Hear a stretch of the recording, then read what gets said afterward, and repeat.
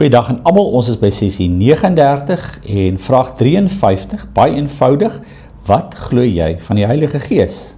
En dan kom die antwoord, ten eerste is hy saam met die Vader en die Seun ware en ewige God. Ten tweede is hy ook aan my gegee, sodat hy my deur 'n ware geloof deel laat kry aan Christus en al sy weldade, my troos en ewig by my bly. So Skalk, wat glo ons oor die Heilige Gees? Ja. Jo, weet jy, ons moet dalk vorentoe, sommer 'n klompie sessies, as ons nou klaar is met die katekismus.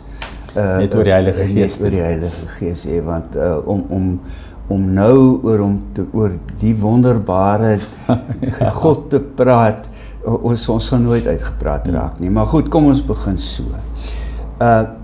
Miskien moet ek met 'n negatiewe begin, en dit is dat mense trivialiseer die Heilige Gees.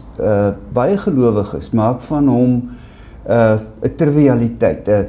Kyk, hy is die een wat ons laat uitbars in lag as ons van hom vervuld raak, of hy laat ons in tale spreek en al sulke goed, asof dit die belangrikste goed is wat die Heilige Gees wil doen. So, as ons oor die Heilige Gees praat, moet ons onthou, ons praat oor God. God is drie-enig, Vader, Seun en Heilige Gees. God is nooit geskeie. Vader, Seun en Heilige Gees is nooit van mekaar geskei nie.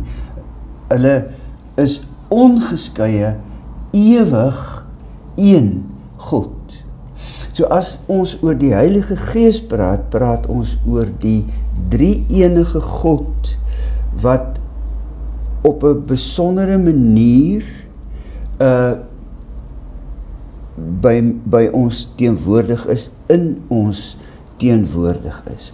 So dit nommer 1, God kom woon self in ons.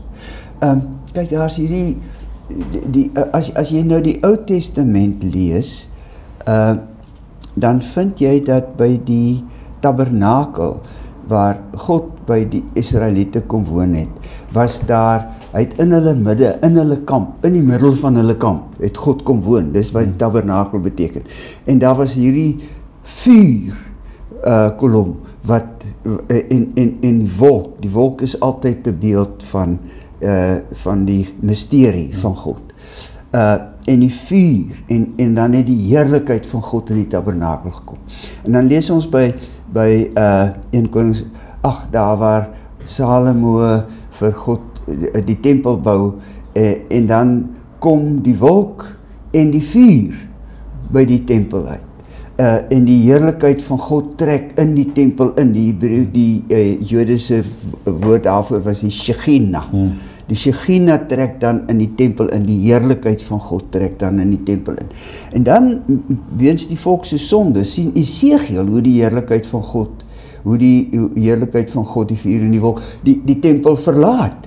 En Israel wag die hele tyd dat hy weer terugkom. Hulle bou nuwe tempels, en Herodes maak die tempel baie mooi in Jerusalem later. Maar die heerlikheid van God kom nie terug nie. Alleen as Jesus daarin kom, dan kom die heerlikheid van God terug in die tempel. Maar in Handelinge 2 verskyn daar vlamme van vuur bo die gelowiges. En dit is die Ou Testamentiese simbool van God wat sy tempel intrek. En die gelowiges saam word nou die tempel van God. Die Heilige Gees wat in die kerk kom woon, onthou in die kerk, ons is nooit alleen ontvangers van die Gees. Die Gees is nie, die Gees split nie op in 1 biljoen klein geesies wat dan in jou woon, en dan kom een klein geesie in my woon, en 'n klein geesie woon in iemand anders nie. Dis hierdie drie-enige God, wat as Heilige Gees die ruimte tussen my en jou vul, wat in my en terselfdertyd in jou en in ons medegelowiges se lewens is. So as jy in die kerk sit, het jy 'n klomp mense wat vervul is van die Gees, al spreek hulle nie in tale nie, want die spreek in tale, sê Paulus, is byvoorbeeld die heel laaste, dis die heel onbelangrikste ding wat die Gees kom doen. Die Gees wil ons help om volledig beeld van God in hierdie wêreld te wees. Ja, so dis baie so weer eens om oor die Gees te praat, daar's 'n vakgebied binne die teologie wat net, jy weet, op dit fokus. Willie Jonker het baie mooi ook daar geskryf, maar die eenvoud van die Gees is, sou mens dit baie sterk kan koppel aan liefde en baie koppel aan die vrug van die Gees. Om te kan sê wat die Gees doen, het Paulus sterk onder die indruk gekom, dis wat die Gees doen in ons gedrag. Dis liefde, vreugde, vrede, geduld, nederigheid, selfbeheersing. En dat dit eintlik 'n ongelooflike maatstaf is vir, as jy vra, wat glo jy van die Heilige Gees? Die Heilige Gees maak my geduldiger, nederiger, sagmoediger. So dink jy Paulus moes sy lys 'n bietjie nog uitgebrei het? Ek wonder altyd, het hy baie diep gedink oor daai paar goed, of kan ons die lys nog 'n bietjie uitbrei? Weet jy, daaroor het ek nou nog nie gewonder nie. Ek sukkel te veel met die wat reeds klaar in die lys staan. Ek wil nie nog maar ek wonder net altyd, toe hy gepraat het, want weer eens Paulus is een van die mense wat baie eksplisiet met ons hieroor praat. Jy kry dit nie sommer by die ander plekke nie, maar hy praat baie eksplisiet oor God se Gees wat werk, wat goed doen. En wat doen hy? En dan kan hy nou vir allerlei ander goed sê, maar die goed wat hy ook praat, is innerlike goed. En dan moet hy sê, weet, gee dit kans. Jy ontdek die Gees deur geduld. Nederigheid, selfbeheersing. Dis die vrug wat jy sien dat die Gees daar is, maar die katekismes wil nou eers sê, voor hy op die werk van die Gees kom, op die doen van die Gees. Onthou, kom ek verduidelik het so. In die 12 artikels, die geloofsbelijdenis, die apostoliese geloofsbelijdenis, met ander woorde die geloofsbelijdenis wat volgens die leer van die apostels is. In hierdie geloofsbelijdenis is daar 3 ek glo ins, nie? Ek glo in God, die Vader, die Skepper. Met ander woorde, ek vertrou God. Ek glo in die Seun, die enige gebore Seun wat ontvang, bla bla.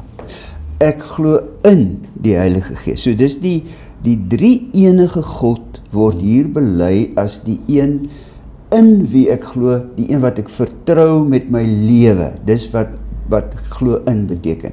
En dan is daar 'n klompie aans, nie? So as in die laaste deel van die 12 artikels, na ek glo in die Heilige Gees, begin ons praat oor ek glo aan die kerk. Met ander woorde, waar sien ek die werk van die kerk, sê die 12 artikels? Waar sien ek die werk van die Gees? In die kerk. En ek glo in die, so dis 'n gestalte en ek glo aan die vergifnis van sonde, en ek glo aan die ewige lewe, en ek glo aan, dit is alles dinge wat val onder die hoofie in die geloofsbelijdenis van die Heilige Gees. Maar nou eers wil die katekismes hê, ons moet sê, wat glo jy, wie is die Heilige Gees? Wat glo jy, jy weet, wie is hy? En die antwoord is dat hy saam met die Vader en die Seun is hy die een almagtige God wat self in ons woon. Hy is God se teenwoordigheid in ons. Die verskil tussen ons en die Here Jesus is, nie? Toe die Seun van God mens word, het hy nie 'n bestaande mens gevat nie. Met 'n bestaande persoonlikheid nie. Hy het 'n mens gevat, hy het mens geword, en dit was 'n nuwe mens, volledige mens, 'n nuwe mens, en die persoonlikheid van daai mens wat hy geword het, was die persoonlikheid van die Seun van God. So jy het 'n volkome eenheid tussen Seun van God, tussen God en mens, vir ewig in ons Here Jesus. Maar die Gees werk anders. Die Gees kom vat bestaande mense.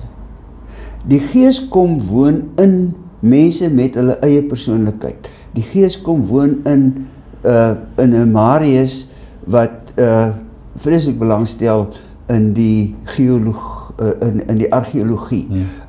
Hy kom woon in 'n skalk wat net nie genoeg teologie kan lees nie. Hy wil heeltyd dit doen. Niks is vir hom lekkerder nie. Hy kom woon in iemand wat mal is oor musiek. En hy kom neem daardie mens en hy kom woon in daardie mens, en die groote God wat in ons kom woon, wil ons help om vir al die mens te word wat God bedoel het dat ons moet wees. Want ons kan dit nie op onsself wees nie. Dis die punt. Dit is so as jy begin onderskei tussen weer eens ons gesprek oor jou eie gees en God se gees. Dis nie dieselfde gees nie. God se gees wat jou iets van die geheimenis wat jy nie kan besef nie. So is eintlik ongelooflik, jy kry iets sonder om te verstaan wat is die iets is wat jy kry. Behalwe dat jy verstaan, dis iets van God se grootheid wat in jou wese saam met jou is. Ja, Van Ruler, 'n Nederlandse teoloog, het iewers geskrywe. Kyk, hy het baie oor die Heilige Gees geskrywe. En hy het iewers geskrywe dat die Gees ons omskep tot lofdiens. Nou, lofdiens beteken nie net dat ons in die kerk 'n loflied sing nie, of dat ons uitroep halleluja nie. Lofdiens beteken dat ek dat as mami kos maak vir die gesin, dan doen sy dit op so 'n manier dat God se naam daardeur geprys word. Lofdiens beteken dat as Stellenberg 'n mark hou, 'n feesmark hou, dan doen hulle dit so dat God se naam daardeur verheerlik word. En dit is net die manier waarop mense met mekaar omgaan, waarop ons met mekaar praat, kan lofdiens wees. Dit is 'n diens, as ons aan mekaar diens lewer, dan is dit tot lof van die Here God wat ons dit doen. En dit is en die Gees wil ons juis help. En die Gees wil ons verander. Onthou, dit gaan om die koninkryk van God op aarde, nee, dit is die eindpunt van ons het nou die vorige keer gepraat oor die oordeel. Die eindpunt van die oordeel is die koninkryk van God op aarde. Die eindpunt van die kom van die Heilige Gees, of die doelpunt van die Heilige Gees, is die koninkryk van God op aarde. Hy wil elke stukkie van my lewe wil hy in diens neem van die Almagtige, van die grote God, want hy is die Almagtige grote God.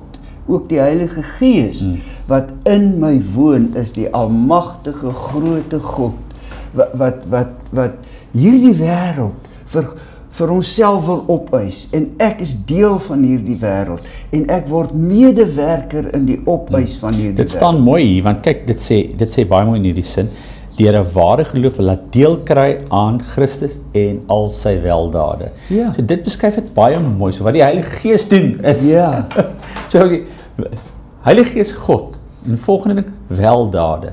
Dit wil jou kreatief laat wees, dit wil jou laat naby kom, dit wil alles in jou doen, wat die goeie van God vir jou wil laat uitbring. So, maar dit is nou mooi, nee, want jy daar staan dit, aan Christus en al sy weldade. Straks sal ons na die besprekingsvraag toe gaan. As jy, dink oor die volgende, as jy jouself in die oggend daaraan herinner, dat die Heilige Gees werklik in jou woon, en in die geskiedenis werk, hoe gaan dit jou dag anders maak? Dink sommer aan daai weldade. En dan vir die volgende sessie, dink aan die volgende. Wat glo jy van die kerk?